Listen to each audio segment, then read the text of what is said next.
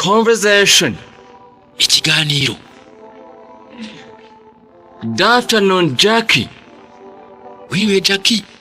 Good afternoon, my father. Wiriwe neza papa. How are you? Amakuru ki? Fine, thanks. Ni meza. What is the weather like? Ikirere kifashe gite? It is too sun, Jackie. Hariho izuba ryinshi Jackie. I am hot and very thirsty. Ndashyushye kandi mfite n'inyota. Do you want a cold drink? Ukeneye ikinyobwa gikonje? Yes, please. What's in the fridge? Yego. Muri firigo harimo iki?